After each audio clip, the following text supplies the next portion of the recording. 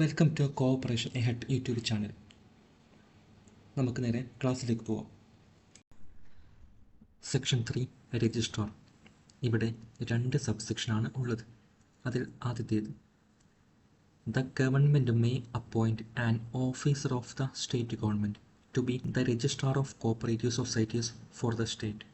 അതായത് സംസ്ഥാന ഗവൺമെൻറ്റിനെ സംസ്ഥാനത്തെ സഹകരണ സംഘങ്ങളുടെ രജിസ്ട്രാറായി സംസ്ഥാന സർക്കാരിൻ്റെ ഒരു ഓഫീസറെ നിയമിക്കാവുന്നതാണ് എന്നാണ് ഇവിടെ പറയുന്നത്. Section 3 subsection 2, the government may by general or special order confer on any officer of the state government or any of the powers of the registrar under this act. അതായത് ഗവൺമെൻറ്റിന് ജനറൽ അല്ലെങ്കിൽ സ്പെഷ്യൽ ഓർഡർ അനുസരിച്ച് ഈ act പ്രകാരം രജിസ്ട്രാറിന് നൽകിയിട്ടുള്ള എല്ലാ അധികാരമോ അല്ലെങ്കിൽ ചില വിഭാഗം അധികാരങ്ങളോ സ്റ്റേറ്റ് ഗവൺമെൻറ്റിന് കീഴിലുള്ള ഏതൊരു ഓഫീസർക്കും നൽകാവുന്നതാണ് എന്നാണ് ഇവിടെ പറയുന്നത്. ഇനി നമുക്ക് ഇവിടെ കളർ ചെയ്ത വേർഡ്സ് ഡീറ്റെയിൽഡ് ആയിട്ട് പഠിക്കാം. പലപ്പോഴും നിയമം ശരിയായ രീതിയിൽ മനസ്സിലാക്കി പഠിക്കാത്തത് കൊണ്ട് മാത്രമാണ് പല ആളുകൾക്കും ഉത്തരം കിട്ടാതെ പോകുന്നതും മാർക്ക് കുറയുന്നതും അതുപോലെ കൺഫ്യൂഷൻ ആകുന്നതും. അത് ഒഴിവാക്കാൻ വേണ്ടി നമുക്ക് വിശദമായി പഠിക്കാം. ഇവിടെ സെക്ഷൻ 3 സബ്സെക്ഷൻ 1 പറയുന്നു, ദ ഗവൺമെൻറ്റാണ് ആര് നിയമിക്കുന്നത്? രജിസ്ട്രാറെ നിയമിക്കുന്നത്. രജിസ്ട്രാർ എങ്ങനെയുള്ള വ്യക്തിയായിരിക്കണം? An officer of the state government. ഇവിടെ നോക്കൂ, ആൻ ഓഫീസർ എന്നാണ് പറയുന്നത്, അല്ലാതെ ഓഫീസേഴ്സ് എന്ന് പറയുന്നില്ല. പലപ്പോഴും 1-2 സെൻറ്റൻസ് മാറിക്കഴിഞ്ഞാൽ നിയമം പാടെ മാറും, അല്ലെങ്കിൽ നമ്മുടെ ഉത്തരം തെറ്റിപ്പോകാനും സാധ്യതയുണ്ട്. അതുകൊണ്ട് ഇതിലുള്ള ഓരോ വാക്കുകളും വളരെ വ്യക്തമായി പഠിക്കണം. എങ്കിൽ മാത്രമേ എക്സാമിൽ ഉത്തരം എഴുതാൻ വേണ്ടി പറ്റൂ. ഇവിടെ നോക്കൂ, ദ ഗവൺമെൻറ്റാണ് ആരെ അപ്പോയിൻറ്റ് ചെയ്യുന്നത്? രജിസ്ട്രാറെ അപ്പോയിൻറ്റ് ചെയ്യുന്നത്. രജിസ്ട്രാർ എങ്ങനെയുള്ള വ്യക്തിയായിരിക്കണം? An officer of the state government. രജിസ്ട്രാറിനെ എവിടത്തേക്ക് വേണ്ടിയാണ് നിയമിക്കുന്നത്? For the state. For the state എന്ന് ഇവിടെ പറയുന്നത് ഏതാണ്? കേരള സ്റ്റേറ്റ് ആണ്. ഇവിടെ നോക്കൂ, ഫോർ ദ സ്റ്റേറ്റ് എന്നാണ് പറയുന്നത്, ഫോർ ദ സ്റ്റേറ്റ്സ് എന്ന് പറയുന്നില്ല, സംസ്ഥാനങ്ങൾക്ക് വേണ്ടി എന്ന് പറയുന്നില്ല. ഒരു സംസ്ഥാനമേ ഉള്ളൂ. KCS ആക്ട് ബാധകമായ സംസ്ഥാനം ഏതാണ്? കേരള കോഓപ്പറേറ്റീവ് സൊസൈറ്റീസ് ആക്ട് ബാധകമായ സംസ്ഥാനം കേരളമാണ്. അതുകൊണ്ടാണ് ഇവിടെ ഫോർ ദ സ്റ്റേറ്റ് എന്ന് പറയുന്നത്. ഇവിടെ കളർ കൊടുത്ത വേർഡ്സ് നിർബന്ധമായി നിങ്ങൾ പഠിച്ചിരിക്കണം. എങ്കിൽ മാത്രമേ എല്ലാ ചോദ്യങ്ങൾക്കും ശരിയായി ഉത്തരം എഴുതാൻ വേണ്ടി സാധിക്കൂ. സെക്ഷൻ 3 സബ്സെക്ഷൻ 2 പറയുന്നു, ദ ഗവൺമെൻറ്റിനാണ് എന്തിനുള്ള അധികാരം? ഈ ആക്ട് പ്രകാരം. അതുകൊണ്ടാണ് ഇവിടെ പ്രത്യേകം എടുത്തു പറയുന്നത് അണ്ടർ ദിസ് ആക്ട്. ഇവിടെ നോക്കൂ, രജിസ്ട്രാറിന് ഏത് ആക്ട് പ്രകാരമുള്ള അധികാരമാണ് കൊടുത്തിരിക്കുന്നത്? KCS ആക്ട് പ്രകാരമുള്ള അധികാരമാണ് ഇതിൽ കൊടുത്തിരിക്കുന്നത്.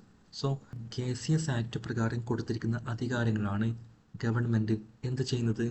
By general or special order പ്രകാരം government any officer of the state ഗവൺമെൻറ്റിലെ ഏതൊരു ഓഫീസർക്കും എന്ത് ചെയ്യുന്നത്? ഡിവൈഡ് ചെയ്ത് കൊടുക്കുന്നത്. ഇവിടെ ഗവൺമെൻറ്റാണ് എന്ത് ചെയ്യുന്നത്?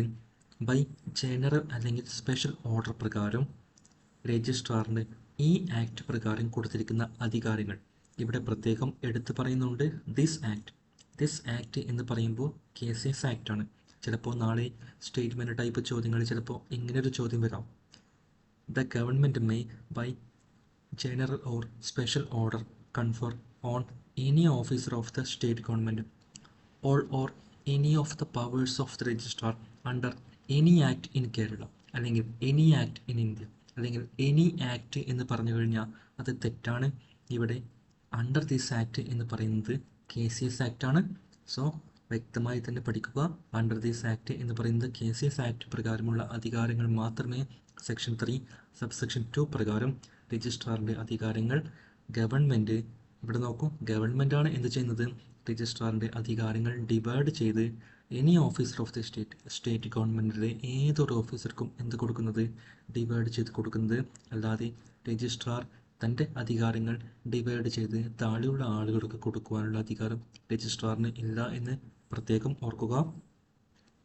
ചിലപ്പോൾ നാളെ എക്സാമിന് ചോദിക്കാം, the government may general or special order confer on any officer of the state government all the powers of the registrar എന്ന് ചിലപ്പോൾ ചോദിക്കാം, അല്ലെങ്കിൽ any of the powers of the registrar എന്ന് ചോദിക്കാം, അല്ലെങ്കിൽ മൂന്നാമതൊരു ഓപ്ഷനായി all or any of the powers of the registrar എന്നും ചോദിക്കാം. സോ അങ്ങനെ all or any of the powers of the registrar എന്ന് തന്നു കഴിഞ്ഞാൽ നിങ്ങൾ അത് തന്നെയാണ് എഴുതേണ്ടത്. ചിലപ്പോൾ ക്വസ്റ്റ്യൻ്റെ ഘടന അനുസരിച്ച് നിങ്ങൾ ഓപ്ഷൻ നോക്കി സെലക്ട് ചെയ്യണം. സോ നല്ല രീതിയിൽ പഠിച്ചു കഴിഞ്ഞാൽ തീർച്ചയായിട്ടും നിങ്ങൾക്ക് ആ ചോദ്യത്തിനുള്ള ഉത്തരം കിട്ടും. രജിസ്ട്രാറിനെ കുറിച്ച് ഒരുപാട് കാര്യങ്ങൾ പറയാനുണ്ട്. അതൊക്കെ പിന്നീടുള്ള വീഡിയോയിൽ ഉൾപ്പെടുത്തുന്നതാണ്. നിങ്ങൾക്ക് ഈ വീഡിയോ ഇഷ്ടമായി കഴിഞ്ഞാൽ ലൈക്ക് ചെയ്യുക, കമൻറ്റ് ചെയ്യുക, നിങ്ങളുടെ സംശയങ്ങൾ കമൻറ്റ് രൂപത്തിൽ ചോദിക്കുക. ഇഷ്ടപ്പെട്ടാൽ മറ്റുള്ളവർക്ക് ഷെയർ ചെയ്ത് കൊടുക്കുക.